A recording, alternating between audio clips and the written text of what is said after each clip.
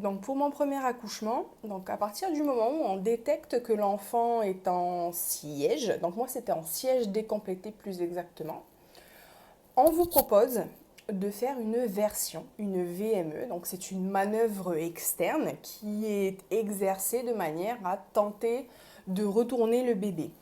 Ça fait très très mal.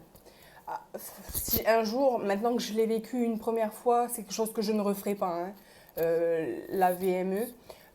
Si un jour j'ai un autre enfant qui est encore en siège, je vais leur dire qu'il va sortir comme ça parce que je ne referai pas de version de toute ma vie. Ça m'a fait vraiment mal. Ah bon, après, quand vous avez trop mal, vous leur dites d'arrêter, ils s'arrêtent, il n'y a pas de souci là-dessus. Mais voilà, à refaire, c'est quelque chose que je ne referai pas. Alors, pour mon accouchement, comment ça s'est passé? Eh bien, le soir même, j'ai fait un petit peu de ballon. Je regardais la télé, rien de très extravagant. Et à un moment, je me suis dit, je vais aller me coucher. Et puis, on verra si j'arrive à dormir ou pas. Alors, je me couche, je trouve pas le sommeil. Donc, ce que je fais, c'est que je prends mon ordinateur. Et je me dis, eh bien, je vais regarder un reportage. Voilà, en attendant de trouver le sommeil. Donc je trouvais pas le sommeil, donc je continue de regarder ce reportage et quelques instants après avoir débuté le programme, euh, je sens entre mes jambes un blop. Euh, je, je le sens et je l'entends en fait aussi également. Et là, je me suis tout de suite, c'est la poche des os. Et je me suis levée, j'ai couru jusqu'à la douche, mais vraiment, enfin couru comme je pouvais, hein. Et là, d'un seul coup, ça a fait vraiment, mais comme dans les films, splash. Et vraiment, j'ai beaucoup d'eau qui est tombée d'un coup, donc de l'eau claire, hein. Et là, je savais que je venais de perdre les os, hein, je venais pas de faire pipi ou quoi. C'était clair et net que je venais de perdre les os. Et j'étais là comme ça, et sur le tapis de la douche, et je me suis dit, ah ouais, ça y est, c'est comme ça. Ok, ben, on y va. Euh, donc, à l'époque, le père de ma fille m'avait dit d'appeler directement sur son lieu de travail parce qu'en fait, ils n'ont pas le droit d'avoir un téléphone sur eux. Donc, c'est ce que j'avais fait. Il m'avait donné un numéro à appeler en cas d'urgence pour pouvoir le prévenir si jamais j'accouchais pendant qu'il travaillait. Donc, j'avais appelé euh, pour qu'il puisse venir, quoi. Et donc, sur le moment, j'avais pas de contraction. Donc, au départ, j'avais pas de contraction, donc ça allait. Et donc, je tombe sur un de ses collègues et je lui dis que voilà, je suis un tel, que je cherche à joindre telle personne parce que je viens de perdre les os. Et en fait, pile au moment où je suis en train de parler avec cette personne, j'ai une contraction, mais hyper forte. Et là, oui, je viens de perdre les os, donc il faut l'appeler. Et en fait, ça fait paniquer la personne que j'ai au téléphone. Donc il était tout paniqué lui aussi. Et donc à partir de là, ça a fait paniquer le père de ma fille. Et à partir de là, voilà, rien n'allait plus. Donc après, par la suite, j'ai quand même appelé ma mère également pour qu'elle puisse venir me chercher et déjà m'emmener jusqu'à l'hôpital, hein, en attendant parce que voilà, je commençais à avoir des contractions de travail et c'est parce que j'ai pas ça n'a pas commencé doucement, ça a commencé tout de suite des contractions très fortes. J'ai quand même pris le temps de me doucher avant de partir, donc je me suis douchée, je donnais à manger au chat. Malgré la douleur, j'étais quand même très calme jusqu'à l'arrivée de ma mère. Voilà, donc malgré la douleur, j'étais quand même très calme jusqu'à l'arrivée de ma mère, où là, rien n'allait plus non plus. Donc j'avais pris ma douche, j'avais donné à manger au chat, j'avais pris mon sac, mon coussin d'allaitement, etc. Ma mère, elle est arrivée, je dirais pas en furie, mais presque. Elle s'est garée en position de départ, elle était à fond. Enfin, c'est plus ça qui m'a stressée, en fait, c'est les personnes autour de moi que moi-même. Moi-même, j'étais très calme, hein. Je me suis pas stressée ni affolée plus que ça. J'étais tranquille. Et en fait, voilà, oui, ils m'ont stressée. On va dire comme ça, ils m'ont stressée. Donc ma mère m'a stressée, le père de ma fille m'a stressée. Enfin voilà, c'était très... voilà. Donc ensuite, je suis partie avec ma mère directement au CHT de Magenta, puisque c'est là qu'il était prévu que j'accouche, étant donné que j'accouchais en siège, donc j'étais obligée d'accoucher là-bas. Je ne pouvais pas accoucher dans une clinique. Qu'est-ce qui s'est passé ensuite? On est arrivé, donc par l'entrée normale, et bien sûr c'était fermé, parce que comme il était 22h45, 23h presque, eh bien il fallait rentrer par les urgences, ça on ne le savait pas, donc ils m'ont fait marcher jusqu'à l'entrée normale. Enfin ma mère m'a fait marcher jusqu'à l'entrée normale alors que c'était par l'entrée des urgences qu'il fallait rentrer. Entre-temps, le père de ma fille est arrivé et il venait d'installer une espèce de sirène qui fait voilà, les bruits police, tous les petits bruits là, qui servent à rien, hein, en éclair, hein, ça sert à rien ça. Hein. Et ben voilà, et comme il pleuvait, ah oui parce qu'en plus il pleuvait, et qu'il y avait un faux contact, les alarmes, enfin oui ces alarmes là de police, etc., ben, ça se déclenchait tout seul, c'était magique. Ah c'est un truc qui m'a énervé ça. Voilà. Donc entre-temps, il nous a trouvé, donc il nous a récupéré de l'entrée normale de l'hôpital pour qu'on puisse passer par l'autre entrée qui est l'entrée des urgences.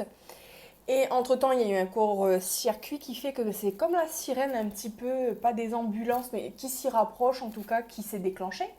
Et donc quand on est arrivé, il y a tout le monde qui est sorti en courant, donc des infirmiers, des médecins, j'imagine. Regardez, ah ben non, mais c'est pas une ambulance. Donc ils sont tous rentrés. Bon, il y a une personne qui est restée en tout cas pour m'accueillir, parce que j'étais en train d'accoucher quand même. Donc ils m'ont indiqué où aller, etc.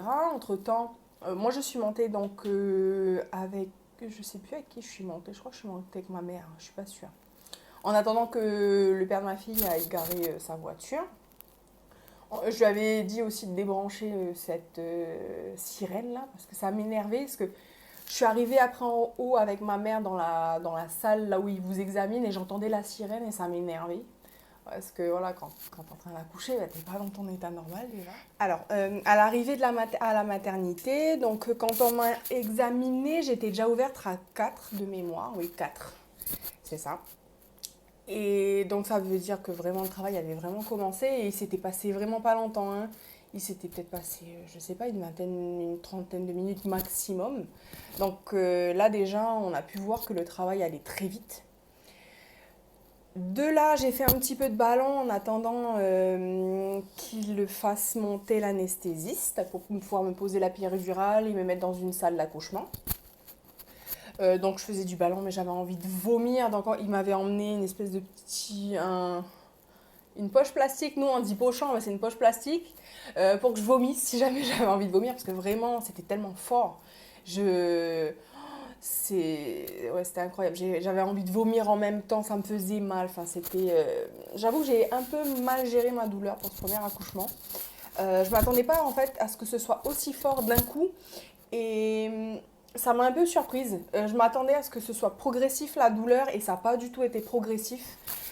Donc c'est ça qui m'a un petit peu fait perdre mon sang-froid et j'ai très mal géré ma douleur du coup, parce que j'étais surprise de la vitesse. Donc suite à ça, on m'a tout de suite, quelques instants après, mis dans une salle d'accouchement, on m'a posé la péri... Enfin,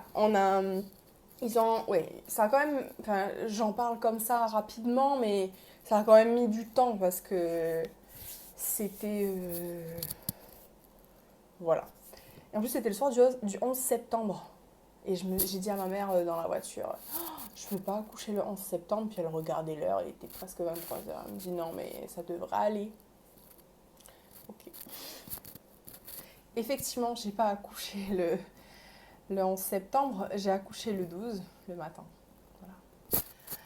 Donc on m'a mise dans une salle d'accouchement, l'anesthésiste est venu, voilà, tranquillement, ils ont posé la péridurale, donc voilà, Doran, etc.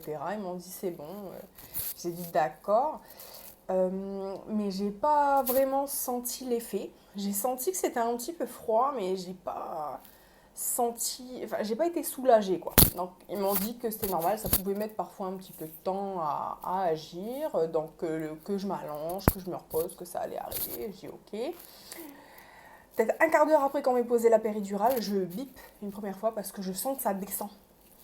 Ça poussait pas encore, mais j'ai senti descendre et donc j'ai bipé. Et là, je dis au père de ma fille, je dis là, je sens que c'est bon, quoi. Ça arrive. Et il me dit, ah bon, t'es sûr? Parce que bon, t'étais à 4 il y a une demi-heure, ça m'étonnerait que ça commence à descendre maintenant, quoi. Enfin, faut que ça s'ouvre. Donc là, ils reviennent et j'étais déjà à 8. En quelques instants, vraiment, ça s'est passé super vite. J'étais à 8, donc elle me dit, ah oui, déjà à 8, donc oui, c'est bientôt. Je dis oui, ben je sens que ça descend et que ben je sens que voilà, c'est là, là. Donc elle repart, la personne, donc la sage-femme. Et donc il faut savoir que pour un accouchement par voie basse, il faut qu'il soit 7 en tout cas ici, je ne sais pas comment ça se passe ailleurs, hein, mais en tout cas ici, il faut qu'il soit 7, il faut qu'il y ait un gynécologue, et plein d'autres personnes, je ne me souviens plus exactement. Des sages-femmes, enfin voilà, il faut qu'il soit 7 en tout cas, c'est tout ce que j'avais retenu. Et donc là, la personne repart, donc je suis à 8, la personne repart, et là, il se passe encore peut-être 10 minutes, et là, je sens que ça pousse. Et là, je me mets à hurler. Je me mets à hurler parce que déjà la douleur, et je sens que ça pousse, et c'est incontrôlable, c'est... Et je pense d'un côté que la péridurale n'a pas pu faire effet parce que j'ai pas été soulagée du tout de la douleur ni de quoi que ce soit, hein. Donc voilà, je me mets à hurler que ça pousse. Donc là, le père de ma fille il commence à paniquer, il commence à vouloir sortir pour les prévenir parce qu'il voyait qu'ils n'arrivaient pas. Mais entre-temps, ils arrivent tous en courant et puis il y en a qui n'avaient même pas fini de s'habiller parce que effectivement, ça allait vite. Donc et puis, je pense ils étaient en train de faire un petit peu leur vie en attendant qu'une patiente arrive aussi. Donc, voilà, tout le monde arrive en courant. Et là, on me met en position pour accoucher. Donc voilà, oui, donc effectivement, ça y est, c'était bon, hein, c'était le moment où il fallait pousser. Et en fait, j'avais très mal au dos. J'avais vraiment très très mal au dos et donc je le disais, j'arrêtais pas de dire j'ai mal au dos et puis il me disait oui mais il faut pousser, mais oui mais j'ai mal au dos, j'ai mal au dos. Donc au bout d'un moment, le gynécologue a voulu me mettre le masque avec le gaz hilarant et seulement il m'a pas prévenu et moi j'avais les yeux fermés. Enfin, et puis j'étais un petit peu aussi dans mon délire, hein, j'avais mal et comme la péridurale ne me soulageait pas. Et quand il a posé le masque sans me le dire, et j'ai arraché j'ai pris sa main et le masque et je l'ai poussé parce que ça pue le plastique. Enfin, et je savais pas que c'était du gaz, le gaz hilarant, moi ça m'a pas du tout fait rire, ça m'a rien fait. Enfin voilà. Et là, ils étaient tous en train de me regarder. Et moi je suis là, mais ça pue ce truc, qu'est-ce que c'est? Enfin voilà, oui, j'étais dans mon délire. Et donc là, il est revenu, le gynécologue. Heureusement qu'il était très gentil. Enfin, je pense qu'ils ont un petit peu l'habitude aussi de voir que nous, c'est pas du tout mon habitude de réagir comme ça. Mais là, je sais pas. Oui, c'est la douleur, hein, et comme c'est une douleur qui est vraiment extrême. Donc après ça, une fois que ma fille était sortie, une fois que le placenta était sorti, on m'a emmené ma petite fille donc pour que je puisse lui faire sa tétée de bienvenue. Et donc, tout au long de ma grossesse, je ne savais pas trop si j'allais allaiter ou pas. Et quand ils m'ont proposé de faire la tétée de bienvenue, j'ai dit oui, ok. Et en fait, ça a été le début de mon allaitement, de mon très long allaitement, parce que j'ai allaité 2 ans et demi. Et sur le moment, je ne le savais pas. Parce que, en fait, dans ma famille, personne n'a allaité. Je ne m'attendais pas à allaiter autant de temps. Et j'avais acheté le kit complet de biberon, de sèche-biberon, de tout ce que tu veux. Et en fait, au final, j'ai tout revendu parce que j'ai jamais utilisé, j'ai jamais fait un biberon pour ma vie. Puisque je l'ai allaité vraiment voilà, jusqu'à ces 2 ans et demi. Et donc, voilà pour mon accouchement. Donc, c'était express. À ce jour, je retiens beaucoup de douleurs et j'espère que pour mon deuxième accouchement, j'arriverai à mieux gérer, surtout si ça arrive aussi vite. Je ne sais pas si ça arrivera aussi vite, peut-être que ça prendra un peu plus de temps, peut-être que non, peut-être que je ne vais pas perdre les os tout de suite pour cet accouchement-là.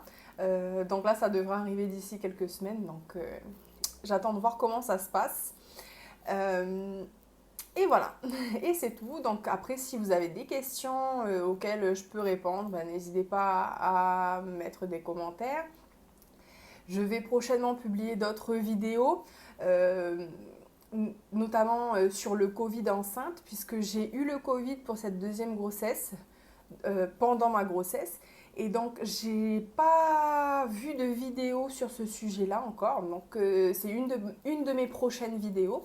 Donc, si vous avez des questions sur ce sujet en particulier, à venir également une vidéo sur mon allaitement et comment ça s'est passé et comment j'ai ensuite géré euh, l'arrêt de cet allaitement aux 2 ans et demi de ma fille.